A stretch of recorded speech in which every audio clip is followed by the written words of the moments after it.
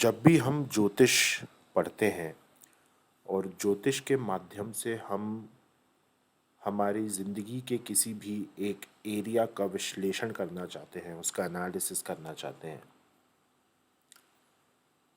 उसे करने के लिए आपको सबसे पहले ये जानना ज़रूरी है कि जिस भी एरिया का विश्लेषण आप करना चाहते हैं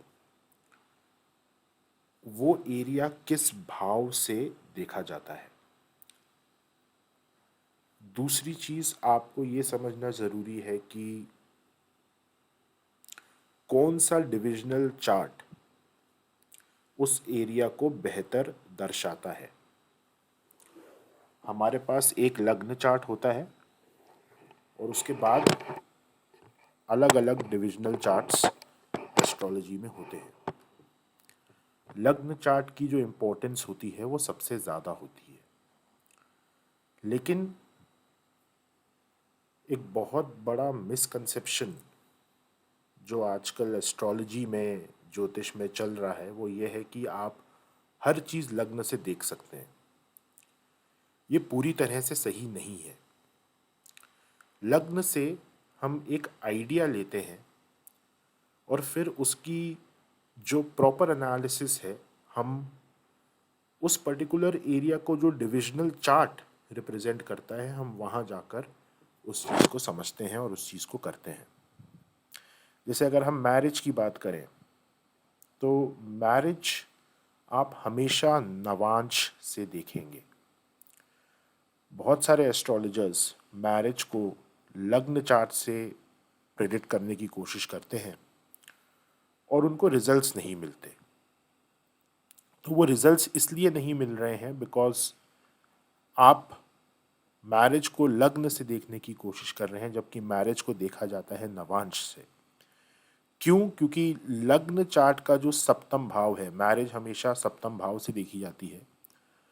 लग्न चार्ट का जो सप्तम भाव है वो मैरिज के साथ साथ और बहुत सारी चीज़ों को दर्शाता है। जैसे आपके पार्टनरशिप्स जो हैं वो सप्तम भाव से देखे जाते हैं, आपके जो डेली वेजेस हैं वो सप्तम भाव से देखे जाते हैं, मैरिज भी सप्तम भाव से देखी जाती है। तो इतनी सारी चीज़ें D1 का लग्न चार्ट जो है, D1 का जो सप्तम भाव है वो दर्शा रहा है। तो उसमें आप मैरिज को पिन पॉइंट किस तरह से करेंगे? ये चीज़ पॉसिबल ही नहीं है। इसीलिए जो डिविजनल चार्ट्स हैं वो बनाए गए हैं और हम डिविजनल चार्ट से ये देखते हैं कि आपका, अगर आप मैरिज के लिए देख रहे हैं तो आप नवांश से देखेंगे, अगर आप प्रोफेशन के लिए देख रहे हैं तो आप D10 दशांश से देखेंगे। तो लग्न चार्ट से हम एक इंडिकेशन लेते हैं और उसकी फर्दर एनालिसिस जो है वो हम नवांश में करते हैं। इस चीज़ का आपको हमेशा ध्यान रखना है। मैरिज के लिए जो सबसे पहली चीज़ आपको देखनी होती है वो ये है कि आपका अगर कोई क्लाइंट है या आप खुद अपना या किसी और का विश्लेषण कर रहे हैं तो सबसे पहले आपको ये देखना होता है कि क्या उस व्यक्ति के अंदर मैरिज करने की डिज़ायर है या नहीं। मैरिज की जब हम एनालिसिस करते हैं तो ये सबसे पहला स्टेप होता है। अब लग्न से अगर हम देखेंगे तो हमें ये देखना होगा कि सप्तम भाव पे कितने शुभ और कितने अशुभ प्रभाव हैं।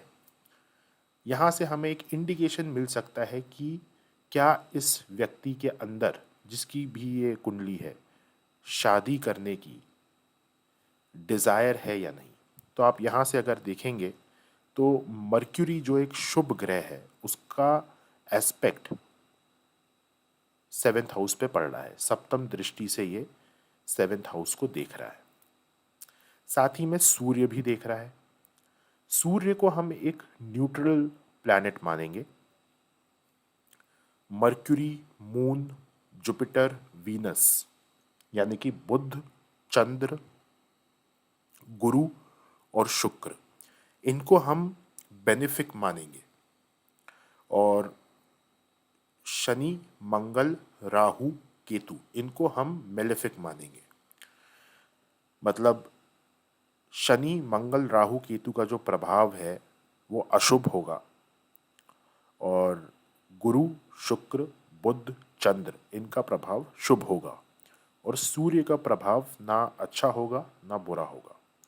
तो यहाँ पे हम ये देख सकते हैं कि मर्क्यूरी बुध जो एक शुभ ग्रह है वो सप्तम भाव को देख रहा है, साथ में सूर्य भी देख रहा है, और शनि अपनी तीसरी दृष्टि से यहाँ पे सप्तम भाव को देख रहा है। तो यहाँ पे मिक्स हमको एक प्रभाव मिल रहा है। अब हम नवांश पे आते हैं। नवांश का जो रूल है, अगर आपको किसी व्यक्ति की डिज़ायर देखनी है कि वो शादी के लिए वो कितना डिज़ायर, उसके अंदर कितनी डिज़ायर है, तो नवांश का जो रूल है वो ये है कि नवांश के फर्स्ट हाउस में, यानी कि D9 के जो जो फर्स्ट हाउस है उसके अंदर अगर मेलेफिक प्लैनेट हैं या उसके अंदर अगर मेलेफिक इन्फ्लुएंस है तो उस व्यक्ति के अंदर शादी की डिजायर नहीं होगी। तो यहाँ पे आप देख सकते हैं कि जो नवांश का फर्स्ट हाउस है, नवांश का जो पहला घर है वो दिखाता है आपकी डिजायर, कि आप शादी के लिए कितना आपके अंदर डिजायर है। तो यहाँ पे हम देख सकते हैं कि मंगल और शनि जो दो नेगेटिव प्लैनेट हैं वो यहाँ पर बैठे हुए हैं। तो ये चीज़ हमें क्या दिखा रही है कि इस व्यक्ति के अंदर डिजायर नहीं है।